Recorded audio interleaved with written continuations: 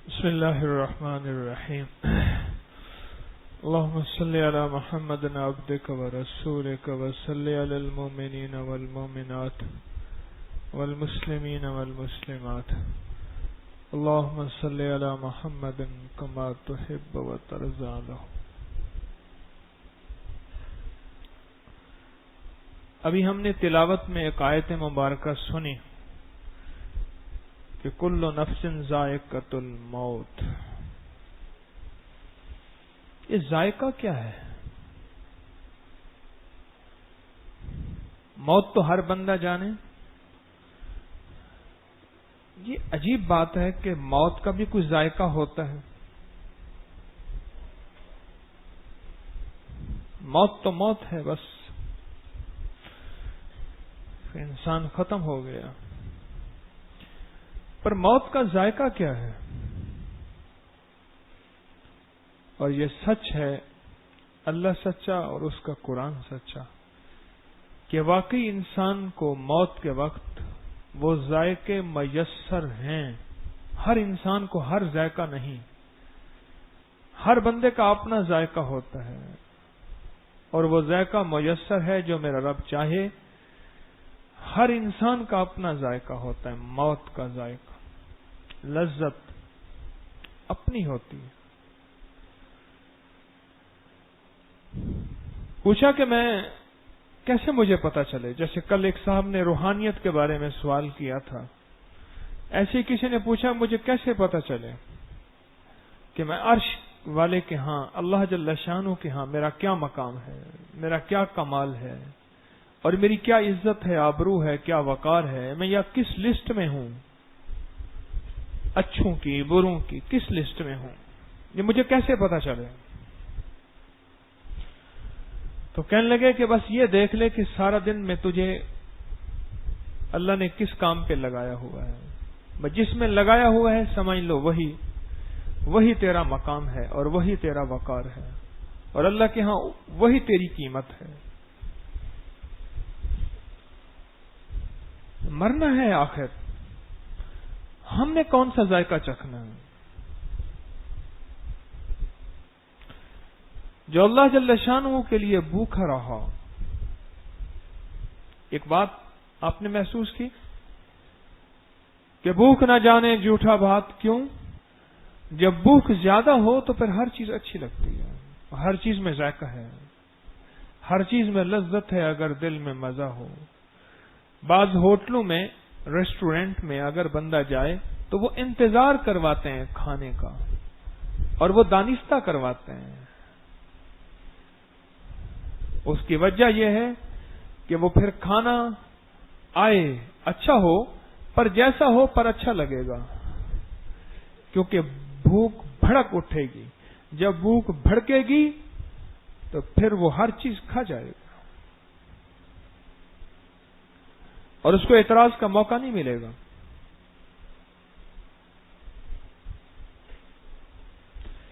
یہ جو اللہ کے لیے بھوکا رہنا ہے نا، یہ موت کی لذت کو پانے کے لیے ہے، اور موت کو لذیذ بنانے کے لیے ہے، جو اللہ کے لیے بھوکا رہنا ہے۔ فٹنس کے لیے فاقے لوگ کرتے ہیں، گورے انگریز فٹنس کے لیے، چربی کو دور کرنے کے لیے، موٹاپے کو دور کرنے کے لیے بہت زیادہ روزے رکھتے بھوکے رہتے ہیں۔ اور اب تو کھانا بعد کھاتے ہیں نا جی بھر کے، وہ تو ایک سوپ پیتے ہیں صبح شام، بس وہ کہتے ہیں یہ سبزیوں کا ایک سوپ ہے، یہ پیو، سارا دن میں واک کرو، کام کرو، اور اپنی کیلوریز ویسٹ کرو، اپنی چربی کو ختم کرو۔ اس کے لیے مہینوں فاقے کرتے ہیں۔ اب ویسے بھی لا علاج بیماریوں کا بہترین علاج بتاؤں میں آپ کو، لا علاج بیماریوں کا بہترین علاج، ایک بہت بڑے پاکستان کے طبیب گزرے ہیں، وہ اپنا کلینک کر رہے تھے، ایک یونیورسٹی کا وی سی آیا، وائس چانسلر آیا، وہ پوچھا کس مرض کے مریض ہیں؟ کہنے لگا یہ جو اس سے پہلے آئے تھے، وہ جو اس کے بعد آئیں گے، وہ سارے، یہ سب کھانے کے مریض ہیں۔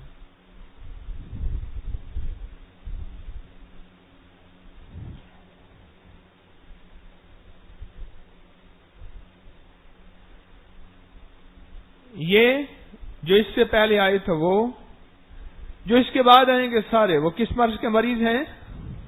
کھانے کے مریض ہیں۔ دنیا کا بہترین علاج خود فاقہ ہے۔ دنیا کا بہترین علاج، کوئی بیماری نہ جاتی ہو، کھانا کم کر دو۔ اور میں تو اکثر کہا کرتا ہوں کہ کھانے کے ساتھ نہ ہے پینا، کھانا، سونا۔ جو پیٹ اللہ کے لیے بھوکا رہے گا، ایک پیٹ ہے فٹنس کے لیے، صحت کے لیے۔ پوچھا کہ حکیم ڈاکٹر کسے کہتے ہیں؟ اس نے کہا جو صحت مند آدمی اسرائیل کے حوالے کرنے کا طریقہ اختیار کرے اس کو حکیم کہتے ہیں اور ڈاکٹر کہتے ہیں۔ صحت مند آدمی جو اسرائیل کے حوالے کرے اس کو کیا کہتے ہیں؟ حکیم اور ڈاکٹر۔ اسرائیل کہے کہ بڑا لاجواب تیرا بچہ جی ہے، صحت مند، ایسے سونا سونا بندہ صحت مند، اسرائیل کے حوالے کرنے کے کا اسرائیل کا جو ایجنٹ ہے وہ حکیم اور ڈاکٹر ہے۔ صحت مند بالکل لاجواب۔ ایک ہے فٹنس کے لیے فاقے کرنا، اور وہ رواج میں ہے، کیونکہ دواؤں سے دنیا اب تھک گئی ہے۔ اب دنیا آ رہی ہے تدبیروں پہ اور علاج بالغذا پہ، ٹوٹکوں اور تدبیروں پہ دنیا واپس آ رہی ہے، اور دنیا تھک چکی ہے دواؤں سے، کیونکہ دواؤں نے اتنے سائیڈ افیکٹ دیے کہ دنیا واپس فطرت پہ آ رہی ہے۔ ہربل میڈیسن، جڑی بوٹیاں، تدبیریں، علاج بالغذا۔ پہلے ڈاکٹر کے پاس جاتے تھے نا، ڈاکٹر صاحب کیا کھائیں؟ سب شے کھاؤ۔ یہ حکیموں نے ایسے منع کیا ہوا ہے، ڈاکٹر چارٹ لے کے بیٹھا ہوا ہے، اس میں اتنے کیلوریز ہیں، اس میں یہ کھانا ہے، یہ نہیں کھانا، یہ کھانا ہے، یہ نہیں کھانا۔ واپس پہنچی وہیں پہ خاک جہاں کا خمیر تھا، یہ کھانا ہے، یہ نہیں کھانا۔ اللہ کے لیے اپنے پیٹ کو بھوکا رکھنا موت کی لذتوں کو دوبالا کر دیتا ہے۔ میں پھر کہہ رہا ہوں، بھوکا پیٹ جھوٹے بھات کو جھوٹا بھات نہیں کہتا، بھوکا پیٹ جلی روٹی کو جلی روٹی نہیں، سوکھی کو سوکھی نہیں، اور کچی کو کچی نہیں، رگڑ دیتا ہے۔ ہاں، جو پیٹ اللہ کے لیے بھوکا رہا نا، اس کو موت کی لذت نصیب ہوگی۔ ابھی میں نے یہ قرآن پاک کی آیت سنی تو میں ہل گیا، میں نے کہا اچھا موت کا ذائقہ ہوتا ہے، اور واقعی ہوتا ہے۔ اور ہوتا کیسا ہے؟ یہ مختلف باتیں ہیں جو کہ مرنے کے بعد ہی کوئی بتا سکتا ہے، مرنے سے پہلے کوئی نہیں بتا سکتا۔ دنیا کی ایک زہر تھی جس کے ذائقے کے چکھنے کے لیے کئی سائنسدان اپنی جان دے بیٹھے۔ ایسے منہ میں زہر رکھی اور ہاتھ میں قلم تھا، اور کوئی لفظ آدھا لکھ سکا، کوئی پورا لکھ سکا، کوئی نہ لکھ سکا، کوئی چھوٹا لکھ سکا، کوئی اپنے الفاظ کو کس طرح، پر زہر کا نہ لکھ سکا کہ وہ زہر کیا تھی۔ وہ اتنی تیز زہر تھی، اسی وقت اس نے جسم پہ اثر کر کے دل کی دھڑکن اور نظام کو ایک دم ایسے پکڑ کے قابو کر کے انسان کو ختم کر دیا۔ اسی طرح موت کا ذائقہ ہے، ملتا ہے اور ہوتا ہے۔ مجھے اس دن ایک جوان نے اپنے والد کی موت کا بتایا، مجھے کہنے لگا کہ یہ آپ سے پتا چلا مجھے کہ جب میں نے خود والد کو نہلایا تو ان کے کپڑے ناپاک تھے، انزال ہو چکا تھا۔ اس وقت مجھے سمجھ نہیں آئی تھی کہ والد صاحب سجدے میں فوت ہوئے تھے، اس وقت سمجھ نہیں آئی، آپ کے درس میں سمجھ آئی۔ اور مجھے بھی سب سے پہلے یہ بات کہاں سے ملی؟ ایک صاحب نے بتائی کہ میں نے حرم میں مکی صاحب سے سنی ہے، سب سے پہلے مجھے یہ بات وہاں سے ملی۔ پھر میں کتابوں میں اس کو کنگھالتا رہا، پھر میں نے لوگوں سے اس کے مشاہدات پوچھے، پوچھتے پوچھاتے یہ بات حقیقت بن گئی۔ نہ معلوم انہوں نے کہاں سے پڑھا ہوگا، بہت بڑے عالم ہیں، کعبہ کے سامنے بیٹھ کے روزانہ ان کا خطاب ہوتا ہے مغرب سے عشاء۔ ذائقہ ہوتا ہے موت کا، اور بھوکوں کے لیے موت کا ذائقہ منفرد ہوتا ہے۔ اچھا، پھر اس میں فرق ہے، ایک وہ ہیں جو نفل روزہ رکھتے ہیں، ایک وہ ہیں جو فرض روزہ رکھتے ہیں۔ فرض والوں کے لیے ذائقہ منفرد ہے اور نفل والوں کے لیے ذائقہ منفرد ہے۔ یہ بتانے والوں نے بتایا، یہ چکھنے والوں نے بتایا، یہ سہنے والوں نے بتایا، یہ جن پہ بیتی میں ان کی بات کہہ رہا ہوں، یہ جن پہ بیتی میں ان کی بات کہہ رہا ہوں۔ ایک وہ ہے جو فرض روزے رکھے، اس کا ذائقہ مختلف ہے۔ اچھا، پھر فرض میں بھی فرق ہے، وہ فرض روزے جو سردیوں میں رکھے جائیں، وہ فرض روزے جو گرمیوں میں رکھے جائیں۔ یہ گرمی ہے جو جسم کو نچوڑ کے رکھ دیتی ہے، یہ گرمی تقریباً 15 گھنٹے کا روزہ تو ہوگا، ہے نا؟ 16 گھنٹے کا، یہ 16 گھنٹے کا روزہ، یہ روزہ ہے، یاد رکھیے گا، جتنا مجاہدہ اتنا مشاہدہ، جتنی قربانی اتنا اس کا صلہ، اصول ہے۔ میرا رب قدردان ہے اور قدردان کریم بندے کو دیتا ہے، دیتا نہیں بلکہ بھر بھر کے اور اپنی شان کے مطابق دیتا ہے۔ بندہ کوشش کرتا ہے اپنی حیثیت کے مطابق، رب دیتا ہے اس اپنی شان کے مطابق۔ نفل روزے کا ذائقہ اپنا ہوتا ہے۔ کسی نے بعد از وصال خواب میں پوچھا کسی اللہ والے سے، اللہ نے کیا معاملہ کیا اور موت کی کڑواہٹ کا بتاؤ کہ موت کی کڑواہٹ کیسے ہوتی۔ فرمایا میں نے موت کی کڑواہٹ کا بہت سنا تھا، بہت پریشان تھا، مجھے موت کی کڑواہٹ کا بہت خوف تھا، پر مجھے تو میرے سامنے تو فرض روزے آ گئے، اور فرض روزوں کے درمیان کی کیفیت میں جو مجھے اللہ جل شانہ نے تکلیف اللہ کے لیے میں نے سہی تھی نا، وہ ساری زندگی کے جو روزے میں نے رکھے نا، اللہ نے وہ ساری تکلیف کو اکٹھا کیا تو موت کی تکلیف سے وہ تکلیف زیادہ بن گئی، تو اللہ نے کہا اس کا تو میں نے پہلے ہی دینا ہے، اس کا تو میں نے پہلے ہی دینا ہے، یعنی اس کا بیلنس تو ابھی میرے پاس ہے، تو اس کو موت کی تکلیف کیا ہوگی؟ مجھے تو اللہ نے موت کی لذت دی اور پھر ایک پھل دکھایا ایسے، وہ پھل جاننے والے نے نہیں جانا کہ کون سا پھل ہوگا، اور میں جیسے اس پھل کا ذائقہ ہے نا، بالکل ایسے ہی اللہ نے مجھے موت کے وقت یہ ذائقہ دیا، اور میں موت کے وقت اسی ذائقے میں کھو گیا، اور یوں میری روح میرے جسم سے نکل کے اپنے اصل مرکز میں عرش علیین پہ پہنچ گئے۔ وہ پھل دکھایا چھوٹا سا، وہ پتہ نہیں کیا پھل ہوگا، کوئی جنت کا ہی پھل ہوگا، اللہ ہی جانے۔ مجھے تو کوئی موت کی تلخی محسوس نہیں ہوئی۔ اللہ نے میرے روزوں کو اکٹھا کیا، روزوں کے درمیان جو تکلیف ہوئی، کیوں؟ روزے سردیوں کے بھی آئے، گرمیوں کے بھی آئے۔ آپ میں سے کتنے ایسے ہوں گے جنہوں نے یہی گرمی کے روزے دیکھے ہوں گے؟ میں نے بھی دیکھے ہیں۔ کتنوں نے دیکھے؟ ہاتھ کھڑے کیے، دیکھے یہی کہ یہی روزے جو ابھی ہیں دیکھے، پھر این سردی کی بھی دیکھیں، پھر زندگی باقی تو پھر سردیاں پھر آ جائیں گے۔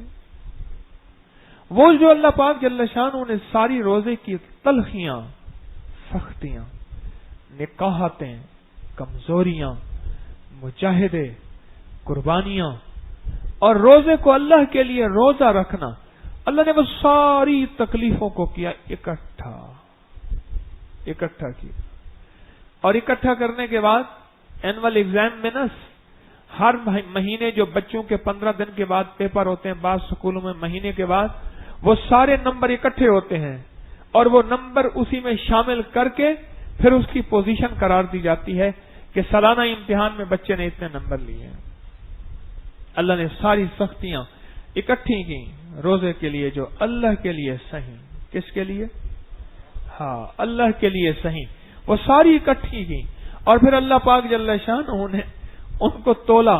یہ تولا میں اپنے لفظوں میں کہہ رہا ہوں، یہ میں اپنے طور پہ کہہ رہا ہوں، اللہ نے ان کو تولا نا، تو وہ جو موت کی سختی تھی وہ ابھی انہوں نے کہا نہیں، وہ تو یہ جو روزے کی سختیاں ہیں یہ بہت بڑھ چکی ہیں، اب اس کی ضرورت ہی نہیں ہے۔ بالکل اسی طرح جو بندہ دنیا کی تکلیفیں اور دنیا کی مشقتیں برداشت کرتا کرتا اور جدائیاں برداشت کرتا کرتا اللہ کی بارگاہ میں جائے گا تو اللہ پاک جل شانہ فرمائیں گے کہ اس کو لے جاؤ اور بغیر حساب و کتاب کے جنت میں داخل کرو۔ فرشتے لے جائیں گے، یہ دوڑا دوڑا جائے گا، جب آگے جائے گا تو جنت کا داروغہ رضوان کہے گا ابھی تو حساب و کتاب شروع نہیں ہوا، تم کیسے آ گئے؟ اب پھر اللہ کے پاس جائے گا تو اللہ پاک فرمائیں گے رضوان اس نے دنیا میں تکلیفیں اتنی زیادہ دیکھ لی ہیں، آخرت کی اور حشر کی تکلیف میں اس کو دکھانا نہیں چاہتا، اس لیے اس کو بغیر حساب کے جنت میں داخل کرتا ہوں۔ بالکل ہی ایسی ہی یہ روزے کی تکلیفیں اتنی سہ چکا اور روزے کی سختیاں اتنی برداشت کر چکا، اس کو موت میں ایک ذائقہ دیا جائے گا اور موت میں ایک لذت دی جائے گی۔ سارا جہان رو رہا اور حضرت بلال رضی اللہ تعالیٰ عنہ کہہ رہے کیوں رو رہے ہو؟ یاروں سے ملنے کا وقت ہے، دوستوں سے ملاقات کا وقت ہے، سارے انتظار کر رہے، تم کیوں رو رہے ہو؟ اب اتنے عرصے سے اس گھڑی کا انتظار تھا، اس لمحے کا انتظار تھا، تم رو رہے ہو اور میں مطمئن ہوں کہ میں آج ان دوستوں سے جا کے ملوں گا۔ کئی واقعات ایسے آئے، کہنے لگے کہ میں نے نہیں کچھ کھانا پینا، آخری وقت میں دیا، میں نہیں کھاتا، وہ فلاں کا نام لیا، اس نے کہا آج تیرا روزہ افطاری ہمارے پاس ہوگا۔ میری والدہ رحمت اللہ علیہ کے سگے ماموں تھے، میری نانی اماں 9 بہنیں تھیں، ان کا ایک بھائی تھا، ان کا آخری وقت تھا، میں اس وقت چھوٹا موجود تھا، ایک طرف سے آواز دے کے کہنے لگے، اس طرف ایک بڑا سارا پرانا درخت تھا، اس طرف آواز دے کے کہنے لگے ابھی آیا اور چہرے پہ ایک عجیب کیفیت تھی، روحانیت، اطمینان، تسلی۔ لوگوں نے اس طرف دیکھا کون ہے، اور پھر کہنے لگے ابھی آیا اور تھوڑی ہی دیر میں چلے گئے۔ ہمیں ایک لذت نصیب ہوگی انشاءاللہ، اور موت کے وقت ہمیں ایک ذائقہ نصیب ہوگا، اور ایسا مطمئن ذائقہ ہوگا اور ایسا لاجواب ذائقہ ہوگا ان آج کے روزوں پہ، اس نکلنے والے پسینے پہ، اس دکھنے والی ٹانگوں پہ، اس جھکنے والی کمر پہ، ہاں اس پیاس کے کانٹوں پہ، اس بھوک کی نکاہت پہ، اس طبیعت کی بیزاری پہ، اور پھر بار بار تھک جانے پہ ایک ایسا ذائقہ نصیب ہوگا جو بتا تو نہیں سکیں گے، پر ہوگا ایسا کہ جو مرنے کے بعد بے شمار لوگوں نے بتایا کہ ہمیں کیسا ذائقہ ملا، اور روزے نے وہ ذائقہ دیا، اور روزے نے موت میں وہ لذت دی جو کوئی لذت پا نہ سکا۔ انشاءاللہ وہ ملے گا۔ ہاں کیوں اس جسم کو، اس پیٹ کو بھوکا اتنا رکھا، خود موت لذیذ بن گئی۔ میں ٹرین میں سفر کر رہا تھا، گجرانوالہ کے تاجر تھے، وہ جا رہے تھے سندھ میں اکثر سفر کرتا تھا، ہر ہفتے مجھے جانا ہوتا تھا، تو وہ ہر 15 دن کے بعد مجھے ملتے تھے، اس کے بعد پھر وہ عشاء کے وقت کھانا کھولتے تھے۔ ایک دفعہ کہنے لگے کہ بھوک بہت لگی ہوئی ہے، دوپہر کا کھانا نہیں کھایا، بڑے دوڑے، راستہ بلاک تھا، ٹرین کہیں نکل نہ جائے عوامی، تو وہ برتھ پہ بیٹھ کے، وہ ایک ان کے بڑے تھے جو بوڑھے تھے، وہ برتھ پہ بیٹھ کے کھاتے تھے۔ وہاں سے پنجابی میں کہنے لگے مجھے آم تم نے کچے دیے ہیں، بھوک ایسی لگی ہے کہ کچے آم بھی آج بڑے لذیذ بن گئے ہیں اور بڑے اچھے لگے ہیں، میں چبی جا رہا ہوں، میں کھا رہا ہوں کچے آم، مجھے بھوک اتنی لگی ہے کہ آم بھی کھا رہا ہوں۔ بھوک بڑھتے بڑھتے بڑھتے اللہ موت کو لذیذ بنا دے گا، اور اس کی موت کی لذت کا ایک واقعہ اور سنا تھا۔ ایک صاحب مرنے لگے، موت کا وقت قریب تھا، ایسے انگلیاں چاٹنے لگے، ایسے جیسے کھانے کے بعد انگلیاں چاٹتے ہیں، ایسے ایسے باقاعدہ آواز آ رہی تھی، ایسے جیسے میں آواز نکال رہا ہوں نا، ایسی آواز آ رہی تھی۔ کیا بات ہے؟ میں نے کہا ذرا منہ سے ہاتھ نکالو اس کا، موت کے وقت کی اضطراری کیفیت ہے، بندہ اپنے ہوش میں نہیں ہوتا، اس کا منہ سے ہاتھ نکالو۔ وہ ہاتھ نکالتے تھے، وہ پھر انگلیاں ڈالتے تھے اور انگلیوں کو ایسے چوستے جیسے کھانا لذیذ ہو تو اس کی بندہ انگلیاں بھی چوس لیتا ہے، ایسے چوستے تھے۔ وہ پھر ہاتھ نکالتے تھے اور وہ سکرات کی حالت میں، بے کسی کی، جیسے بے ہوشی کی حالت میں ہے، اس کو کوئی اپنا ہوش نہیں، وہ ہاتھ بے ساختہ پھر جاتا تھا اور پھر انگلیاں چوستا تھا، وہ پھر نکالتے تھے۔ اسی اثنا میں اس بندے کی، وہ جو ہاتھ نکال رہا تھا نا، وہ لعاب اس کے ہاتھ میں لگ رہا تھا، وہ لعاب جس لعاب کو وہ چوس رہا تھا، انگلیوں پہ لعاب لگ رہا تھا، اس کے ہاتھ پہ لعاب لگا۔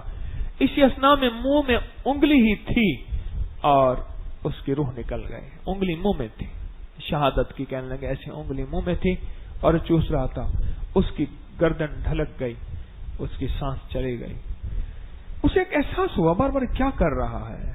اللہ پاک نے اس کے دل میں احساس و ادراک دیا، ایک کیفیت دی نا، تو اس کے ہاتھ پہ جو لعاب لگا ہوا تھا، وہ لعاب جو اس نے انگلی ایسے بے ساختہ اپنے منہ میں ڈالی تو حیران رہ گیا، دنیا کی کوئی عجیب لذت تھی۔ وہ کہتا ہے میں وہ شہد میں تلاش کرتا ہوں نہیں ملتی، چینی میں تلاش کرتا ہوں نہیں ملتی، کسی پھل کے ذائقے میں تلاش کرتا ہوں نہیں۔ دو چیزیں تھی اس میں، ایک مٹھاس تھا، ایک خوشبو تھی، اور وہ مٹھاس اور خوشبو مجھے دنیا کی کسی چیز میں نہیں ملتی اور کہیں بھی نہیں ملتی، اور کہیں بھی نہیں ملتی۔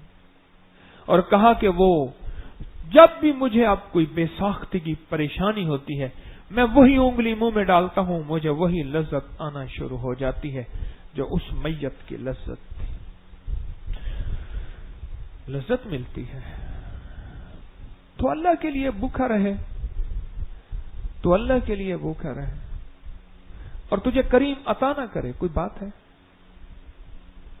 وہ خدا نہ خواستہ نعوذ باللہ احسان فراموش ہے، رب احسان فراموش ہے، جو بار بار کہتا ہے کہ میں احسان کرنے والوں کو یحب المحسنین، میں خود ان کو پسند کرتا ہوں، وہ خود احسان فراموش ہو کیسے سکتا ہے؟ سوچے تو صحیح۔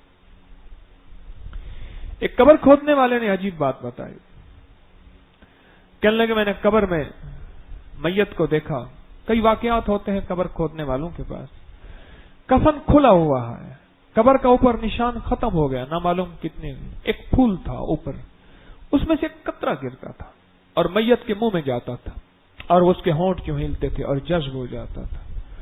کہنے میں دیکھتا رہا، پھر میں نے انگلی سامنے کی اور وہ قطرہ میری انگلی پہ گرا اور میں نے اسے منہ میں ڈالا تو اس میں لذتیں کائنات کی میں کہیں پا نہ سکا۔ اس کے بعد میں نے کہا اللہ کا پردہ ہے، میں نے قبر بند کر دی اور میں قبر کے دوسرے حصے پہ کھودنا شروع کیا، اس کو بند کر دیا اور طرف کھودا۔ کہنے لگے اب ساری زندگی ہو گئی ہے، جب بھی مجھے بھوک لگتی ہے وہی انگلی منہ میں ڈالتا ہوں، وہی ذائقہ آنا شروع ہو جاتا ہے اور میری بھوک مٹ جاتی ہے، میری پیاس مٹ جاتی ہے۔ میرا اللہ کہتا ہے ذائقہ ملے گا، کل نفس ذائقۃ الموت، ہاں ہر نفس نے، ہر زندہ نے موت کے ذائقے کو چکھنا ہے۔ پر رب کعبہ کی قسم، گرمیوں کا روزہ ہو اور اللہ کے لیے روزہ رکھ، تیری موت کو اللہ ایسا لذیذ بنا دے گا اور ایسا ذائقے دار بنا دے گا، بس تو کائنات کو بتا نہیں سکے گا، اگر بتا دے گا نا ساری دنیا اس موت پہ مرنے کو تیار ہو جائے گی۔ وہ لذت ایسی، ساری دنیا چاہے گی کہ ہم ایسی موت ابھی مرنے کو تیار ہیں، اتنی لذت، اتنا ذائقہ، اتنا سرور۔ اللہ کے لیے بھوکا رہنا اور اللہ کے لیے پیاسا رہنا اور اللہ کے لیے بھوک اور پیاس کو برداشت کرنا. اللہ دنیا کی لذتیں، یہ جو کائنات میں لذتیں رکھی ہیں، کس نے؟ اللہ نے رکھی ہیں نا. اور یہ تھوڑے سے ذائقے ہیں، اللہ نے دکھانے کے لیے ہے. میرے رب کے پاس ذائقوں کے خزانے ہیں، اور میرے پاس رب کے پاس لذتوں کے خزانے ہیں، اور میرے رب کے پاس کیفیتوں کے خزانے ہیں، خوشبوؤں کے خزانے ہیں. آپ بعض اوقات کسی بندے سے ملاقات کرتے ہیں کہ کون سی خوشبو لگائی ہوئی ہے آپ نے؟ بے پوچھتے ہیں. اچھی لگتی ہے، اچھی لگتی ہے. ارے یہ اللہ نے خوشبو دی ہے، تجھے کیا خبر؟ تیرے رب کے پاس تو خوشبو کے خزانے ہیں. پر روزے دار کا استقبال بڑا ہوتا ہے، ہونا بھی چاہیے. کیوں؟ ہر عبادت کا اللہ نے اجر رکھا ہے، پر روزے کا اجر نہیں رکھا. روزے کے بارے میں بس ایک چیز کہی ہے، اس کا اجر میں خود ہوں. بس ساری باتیں ختم. اس کا اجر میں خود ہوں. میں مثال دیا کرتا ہوں کہ بعض بڑے لوگوں کے پاس لوگ جاتے ہیں، کسی کو کارڈ دیا جا کے کام کروا لو، کسی کو فون کیا، کسی کو روکا دیا، کسی کو خط لکھا. کوئی خاص الخاص ایسا ہوتا ہے کہتے بیٹھ جا، خود میں تیرے ساتھ چلتا ہوں. اور اپنی گاڑی میں بٹھایا، خود چلا. بالکل ایسے ہی ہے کہ روزے دار کے بارے میں کہ دیکھ میرے بندے، تو نے میرے لیے بھوک اور پیاس برداشت کی تھی، مشقت برداشت کی، قربانیاں برداشت کی. پانی تیرے سامنے تھا اپنی پوری ٹھنڈک کے ساتھ، اور تو نہا رہا تھا، تیرے منہ میں آیا بھی تھا پر تو نے پھینک دیا تھا. کھانا تو پکا رہا تھا اور بڑا لذیذ تھا، اس کی بھینی بھینی خوشبو، اس کی لذت، اس کا ذائقہ، اس کی مہک، اس کی مہکار، وہ تجھے. یہ ذرا سلیم صاحب کو اٹھا دو، سلیم صاحب کو اٹھا دو، یا اٹھا دو. آپ ذرا ان کو تھوڑا سا سنبھالیں. اپنے پورے لذت اور ذائقے کے ساتھ سب کچھ تھا، لیکن تو نے اس کو لذت اور ذائقے کو چھوڑ دیا. کس لیے؟ بولو کس لیے؟ اگر کھا لیتا کسی کو پتہ چلتا؟ بولیں. یہ ایک عشق کی انتہا ہے، اور اس عشق کی انتہا اللہ کے ہاں یہ محبوب ترین عشق ہے. کیا خیال ہے آپ جو جس پانی سے غسل کرتے ہیں کتنا ٹھنڈا پانی ہے؟ آج میرے جی میں تھا، میرا دل میں آیا کہ میں یہاں آ کے میرے گھر کا پانی بڑا گرم ہے، ٹینکی ابلتی ہوئی، تو میرے جی میں آیا کہ میں یہاں آ کے نہاؤں. اتنا ٹھنڈا پانی ہے. یہ ٹھنڈا پانی منہ میں جاتا ہے پر اگل دیتا ہے. جسم کو تو لگتا ہے، منہ میں نہیں جا سکتا. غسل خانے میں کون دیکھ رہا تجھے؟ تو نے تو اپنے سطر ڈھانکنے کے لیے دروازے سارے بند کیے ہوئے ہیں. قد آدم تک تو تجھے کوئی نہیں دیکھ رہا. کون دیکھ رہا؟ اللہ. کون دیکھ رہا؟ اللہ دیکھ رہا. یہ قربانیاں اکٹھی ہوتی جائیں گی، تنہائیوں کی قربانیاں، تنہائیاں. یہ جو آپ غسل خانے میں پانی میں نہا رہے ہیں نا، اور منہ میں پانی جا رہا اور اندر نہیں جا رہا، یہ دنیا کا سب سے بڑا تقوی ہے. یہ سب سے بڑا تقوی ہے. یہ دنیا کی سب سے بڑی ولایت ہے. یہ دنیا کی سب سے بڑی عبادت ہے، اور یہ دنیا کا سب سے بڑی وفا ہے، اور یہ دنیا کا سب سے بڑا عشق ہے، اور دنیا کی سب سے بڑی تابعداری ہے رب کی، اور اندیکھے رب کی سب سے بڑی یہ اطاعت ہے کہ مولا تجھے دیکھا نہیں پر تو دیکھ رہا ہے. تجھے دیکھا نہیں پر تو دیکھ رہا ہے. کیا کمال ہے. اللہ پاک اس بندے میں پتہ نہیں کتنا رش کرتے ہوں فرشتے. گرمی کا مارا، 16 گھنٹے کا روزہ، حبس، بے چینی، اور تھکا ہارا مزدور محنت کرتا، خدمت کرتا، اور پھر پانی کے سامنے، اور پانی اس کے جسم میں بہ رہا، اور اس کی طبیعت بالکل ایسے پرسکون، اور منہ میں پانی گیا، اور جی میں آیا کہ یہ گھونٹ یوں چلا جائے، اور چلا بھی جائے تو کیا ہار جائے، روزے داروں میں آ کے یوں دعا کر رہا، رو بھی رہا، روزے داروں کی صف میں ہے، اور کہتا ہے نا یار سے وعدہ کیا ہے، یار کہے گا واہ سجن تیرے وعدے، ایسے وعدے کرتے ہیں، ایسی باتیں کرتے ہیں۔ ایک گھونٹ کی خاطر بک گیا تھا، بس ہماری وفا کو ایک گھونٹ کی خاطر تو نے بیچ دیا تھا، ایک نوالے کی خاطر تو نے ہماری وفا کی قیمت لگا دی تھی، بس تیری وفا اتنی نکلی۔ جا رہا تھا پیچھے، بہت حسن و جمال، کئی دن سے پیچھا کر رہا تھا، اور چھوڑ میرا پیچھا کرتے کرتے آخر اس نے کہا مجھ سے زیادہ حسین اور پیچھے ہے۔ اس نے مڑ کے دیکھا نا تو کھینچ کے مارا تھا پڑ کے۔ کئی دن سے تعاقب کر رہا تھا، پیچھا ہی پیچھا، کہ مورت بڑی ہے، حسن و جمال ہے، نینوں کا تیرے کاجل دل پر اثر کرے ہے، کیا بات ہے اثر کی زیر و زبر کرے ہے، ایک روز تماشا خاطر آیا تھا یار میرا، اس دن سے ہائے ہائے سارا نگر کرے ہے۔ پاگل تھا، اس نے کہا پیچھا نہیں چھوڑتا، اس نے کہا مجھ سے کہیں زیادہ حسین پیچھے آ رہا، اس نے مڑ کے دیکھا، تھپڑ کھینچ کے مارا، دعوے میرے حسن کے اور مڑ کے پیچھے دیکھے۔ نہیں، یہ عشق کے خلاف بات ہے۔ ایک لقمے میں بک گیا، ایک گھونٹ میں بک گیا، اور اپنی محبتوں کے دعوے بڑے کرتا تھا، کہتا تھا کہ ساتھ جیئیں گے ساتھ مریں گے، جب روٹ گئے ہیں تو منانے نہیں آیا، مدت سے کوئی شخص رلانے نہیں آیا، جلتی ہوئی آنکھوں کو بجھانے نہیں آیا۔